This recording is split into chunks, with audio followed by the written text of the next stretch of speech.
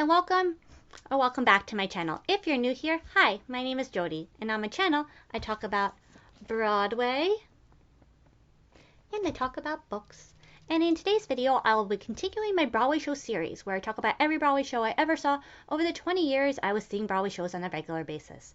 So as per usual with the series on my channel, I'll go over who was in the cast in my performance, who was on the creative team, any favorite songs or moments I have from the show, how I like the show itself, and anything interesting I may find in the playbill along the way. So without any further ado, let's get on to today's show. So today I'll be talking about the 23rd Broadway show I ever saw, which was a stage adaptation of the film Hairspray. So I did end up seeing Hairspray on Broadway a total of 5 times, but today I'll just be talking about my first time seeing the show, which in turn, like I said, was my 23rd Broadway show. So I saw Hairspray for the first time in July of 2002, not on a bus trip, because I've seen many Broadway shows on a bus trip, but this one, I'll just share that story in a minute. And I saw it at the Neil Simon Theater. So now I'll get into what is in the playbill. So here's the page that lists everyone involved in this production of Hairspray. And then the page with the headshots of the lead and supporting performers.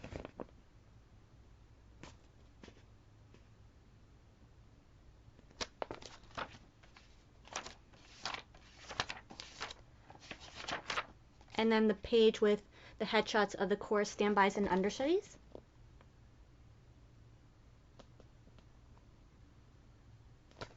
And the cast list I will get to in a moment. I can find the page. Here we go. There's the cast list.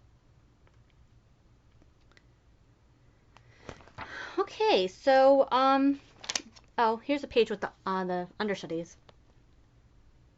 Right there on the top. So yeah, I'll get to, who was in the cast.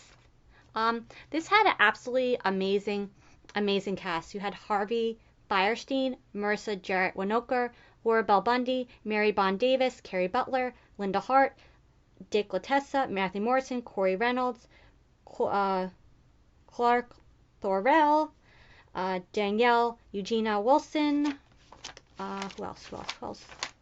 Shoshana Bean, Jen Gambatese, Kathy Grenfell, John Hill, Jackie Hoffman, Holly Howard. Who else? I'm just pointing out names I recognize from having seen them in other shows since. Peter Matthew Smith, Shanna Steele, Brooke Tansley. Yeah, so many of the performers I went on to see, it was my first time seeing them in a Broadway show, and I went on, well, not everyone, Dick Latessa at this point I had seen in Cabaret, but yeah, many of these performers, it was my first time seeing them in a Broadway show, and I went on to see them in several Broadway shows after this, but the reason that I found out about Hairspray so early on, or I should say was interested in seeing Hairspray so early on, was initially, the performer that was cast to play Link Larkin on Broadway when the show was set to open was James Carpinello, who, if you've been following this series on my channel, Saturday Night Fever, the musical, was one of my favorite Broadway shows, and James Carpinello was the lead performer in that show, and the next show he was going to do was Hairspray, and initially he was cast as Link Larkin. They even did like some press for it, like I think there was an article in Vogue or maybe Entertainment Weekly where they had Marissa Noker, Harvey Fierstein, James Carpinello, maybe Dick Latessa, a lot of the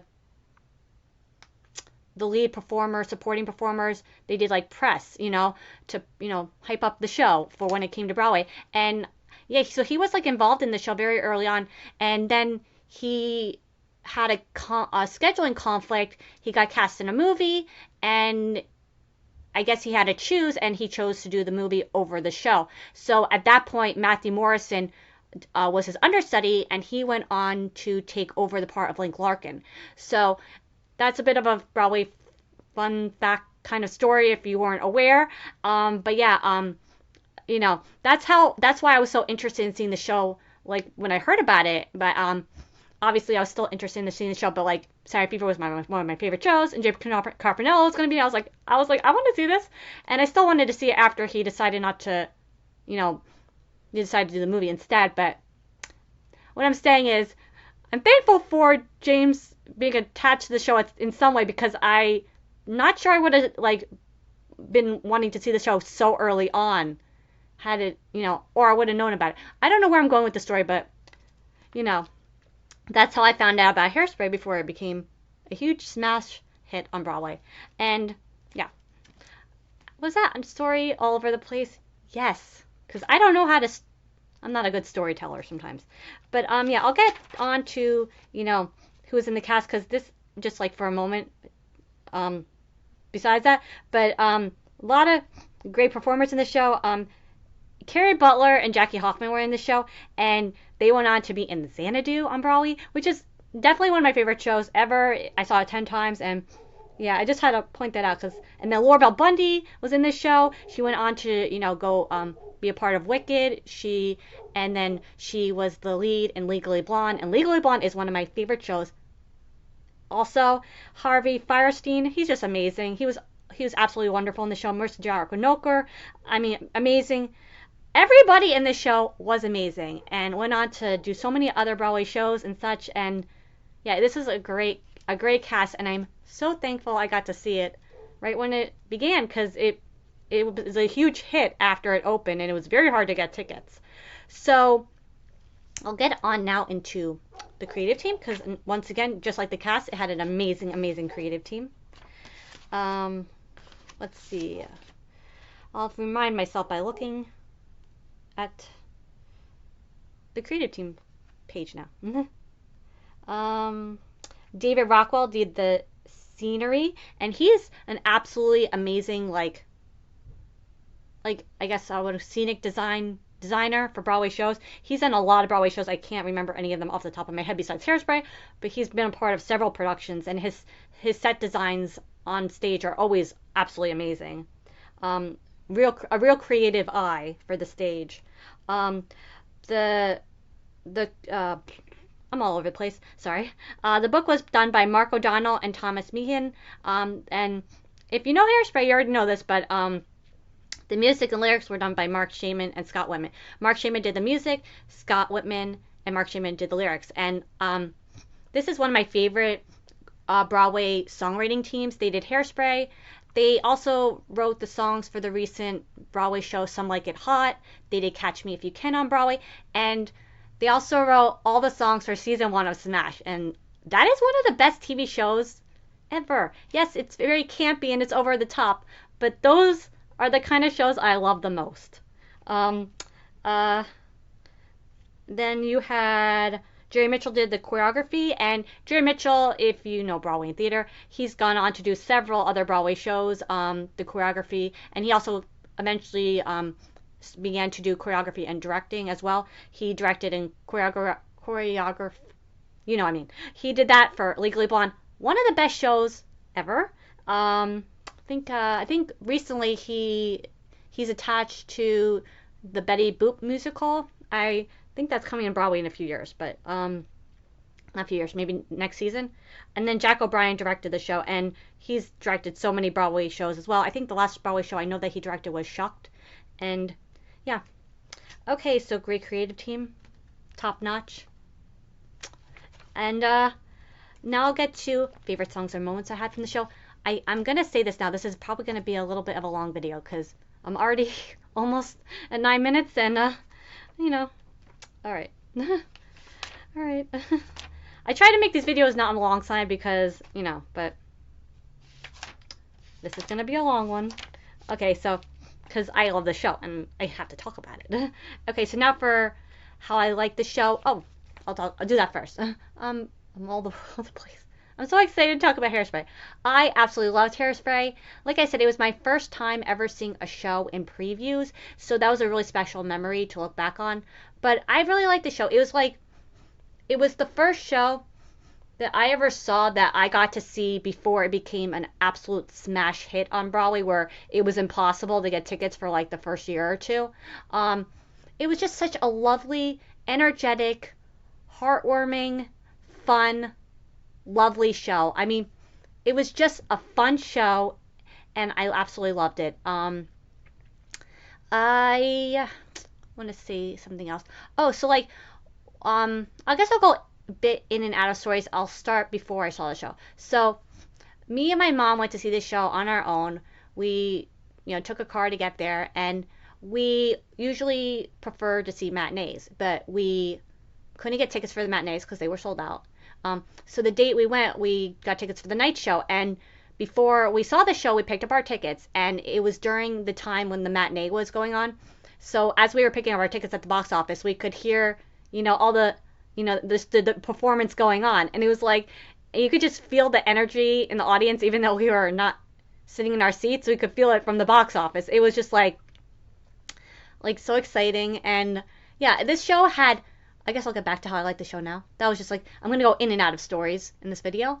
Yeah, this show, it had wonderful songs, wonderful choreography. The direction was absolutely perfect. The scenic design was amazing. The costumes were amazing, and it's just a very memorable show. The performances were absolutely fantastic. Marissa Winokur won a Tony Award for her performance in this show. So did Harvey Fierstein. I think Tessa also won. The show won. I think the show won for score. I can't remember any of the other Tony Awards that probably won, but it was just like, it's like a show that won awards, and you could understand why if you've seen the show. It was just like a perfectly well done show. I love this show. And now I'll talk about all the musical numbers, which I'll probably mention everyone because I love the show that much. Let's see. Oh, so here's the musical numbers for the first act, right here. And then the act 2, right here. Okay, so, well, this had a very memorable opening number. It was Good Morning Baltimore. It was with Tracy and like the rest of the company. And it's very memorable in the fact that she's in bed singing, Good Morning Baltimore, the song, but when she starts off, she's like in bed, but the bed is like standing upright. And it was a really cool way to set up the show. I really liked it. The Nicest Kids in Town, Mama, I'm a Big Girl Now, I Can Hear the Bells, It Takes Two, Welcome to the 60s, Run and Tell That, Big, Blonde, and Beautiful, The Big Dollhouse, Timeless to Me, Without Love, I Know Where I've Been, Hairspray, You Can't Stop the Beat. I would dare to say there are many songs in here that are my favorites. Let's see, I love the way that this show opens. So Good Morning Baltimore is definitely one of my favorite numbers. Welcome to the 60s, that's a good one. Without Love, I really like the melody of that song. And then You Can't Stop the Beat. That is just an iconic Broadway show finale song. It's like, even if you haven't seen Hairspray, I'm sure you've heard of it. Maybe you've seen the Tony Award performance. It involves a huge hairspray can, and then I think someone presses, the button, and then Tracy gets out of the hairspray can. It's like really creative, and just, you don't forget these moments. And You Can't Stop the Beat. It's just like, it's an iconic like dance as well. Like I think I remember trying to learn the moves, but yeah, everything about this show is just so much fun, so wonderful, and it's just a really great show to look back on my time seeing. So now, I guess before I get to what is in the playbill, because I have a bit of a story when it comes to the playbill as well, I will talk a little bit about my day in the city. So, like I said, I couldn't get tickets. Me and my mom could not get tickets for the matinee. We ended up seeing the night show. So when we got to city, we probably ate something and then had a few hours, and then we, before our show. And during that time, I was like, a show that I had gotten to see but didn't get to wait at the stage door for was the revival of Oklahoma at the time in 2002. I saw it in April 2002. I mentioned it in this series. But, yeah, I didn't get to wait the stage door that day. So I was thinking, that theater was at the Gershwin Theater. This show was at the Neil Simon. This show's on 52nd Street. The Gershwin's on like 51st or 50th. It's not that far away. So I'm like, we have a few hours where we don't really have anything to do. I was like, why don't I see if I can wait at the stage door and meet some of the cast, because I didn't get to do that when I actually got to see the show. And so we did that. And I got to meet like a few people from the Oklahoma show.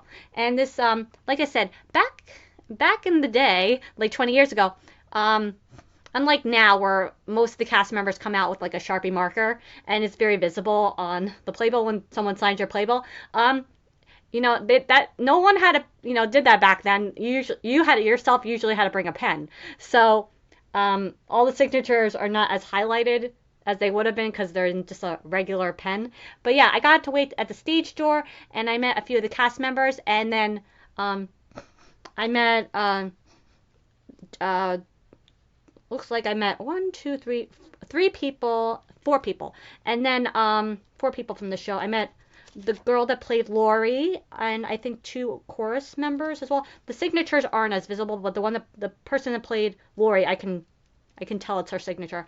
But before I show the signatures, I'll get to a bit of a fun story. So Patrick Wilson was the lead of the show, and I had a few months before this had seen him in the Full Monty, and he's one of my favorite Broadway performers. I know most people know him now from like TV and movies, but he has done theater as well.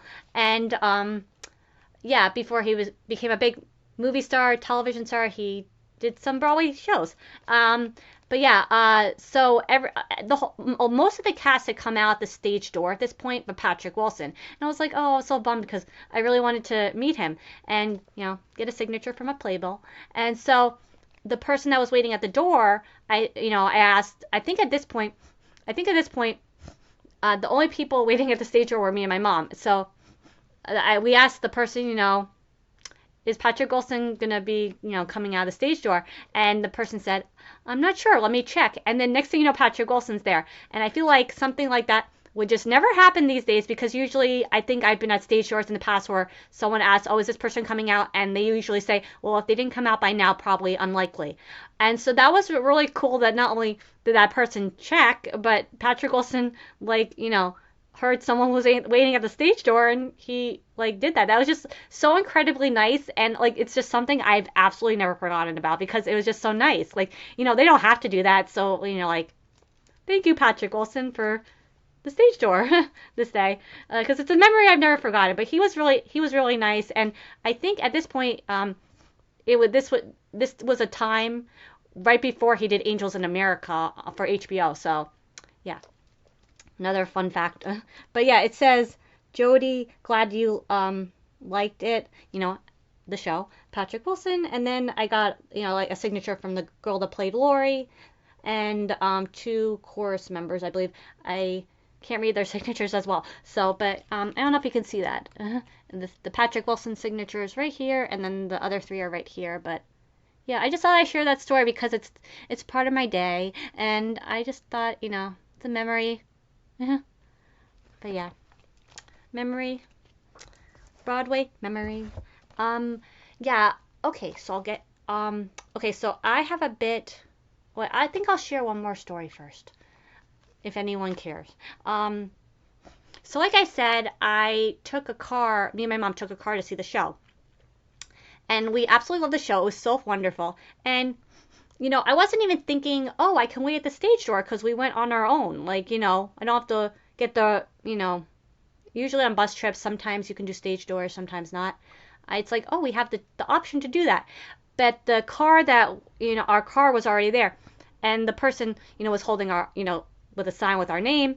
And usually with these car services, whatever is around that area at the time is usually what they'll pick you up in. So even though you order just a regular car, if someone just went to an event in a limo and then they're there, that's what you might get. And me and my mom got picked up in a limo on our way home. And it's like, I think I got so distracted by that, technically it wasn't the time yet for us to be picked up, but they were there early. So I might have got distracted by the car being there or the limo being there already, that I didn't even think of waiting at the stage door, which obviously is a bit of a bummer because, it's in previews, it's a night show. Everyone probably came out the stage door that day. So, that's on me for that one, But, like I said, I got distracted. Me and my mom, just two regular gals going home in a limo. Like we're all fancy and everything. But, yeah. Hi there, Mom. You remember that moment? Hopefully she's watching this video at some point with me. But, yeah. Okay, so now for what is in the playbill. Okay, I have a bit of a frustrating story. A few years ago, during 2020 and a good portion of 2021, when there was absolutely nothing to do because, the world began to go upside down, I had a bunch of playbills, right? And I had never organized them. And not towards the end of me seeing shows, but for many years, I would get 5 playbills or something when I would see a show. I would, they usually would have a pile on the floor, towards the end of the theater. And I just loved collecting playbills. So I would just pick up a few extra. And then at some point, during 2020 and 2021, when I was trying to organize my life, I was like, I don't need all the playbills for the same thing. The problem is I kept a lot of I saw Hairspray 5 times, so I kept a few playbills, obviously. But I must not have done this where I checked the date on the inside because I do not have my playbill from July of 2002. I have a bunch from August 2002. I mean, I did see a show in August 2002. I saw Phantom. I'll talk about that in the next video. But I'm wondering if I walked to the stage door and walked to the theater and asked for a playbill that day, because I don't know why I have so many from August 2002. Unless possibly they put the playbills out early, because like I said, I saw at the very end of July. But yeah, I'm pretty mad at myself right now because I think there's a real chance that I got rid of my July 2002 Hairspray playbill, which is the first time I saw the show. So that just goes to show you, if you're organizing and cleaning up your stuff, as far as playbills, double check on the date and the year, because you don't want to get rid of the wrong one. But yeah, so this playbill is not for July 2002, but August. And I'm not going to bother showing anything in the playbill unless I'm going to show which show I'm talking about next.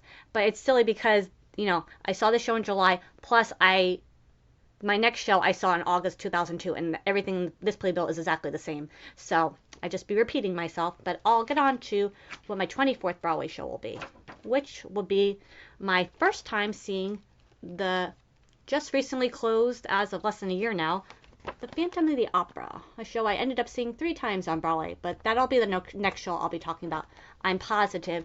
I just have to relook in my journal to make sure that's correct, but I'm pretty sure The Phantom of the Opera is my 24th Broadway show that I'll talk about. So today's video, I was probably a bit too hyper, a bit too energized, but what can I say? I love Hairspray. It's one of my favorite Broadway shows ever, along with many others. But yeah, just a lot of special, fun memories from this particular time seeing a Broadway show.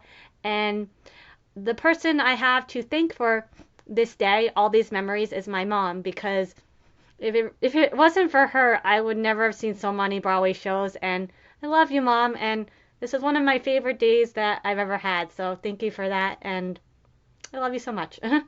Okay, so yeah, today I talked about my 23rd Broadway show, which was my first time seeing Hairspray on Broadway. And be sure to stay tuned for my next video where I talk about my 24th Broadway show, which I believe is my first time seeing Phantom of the Opera. I'm almost positive that's my next show, but yeah. If you made it to this point of the video, because this was a bit of a long one, I thank you so very much for watching, and until next time, bye.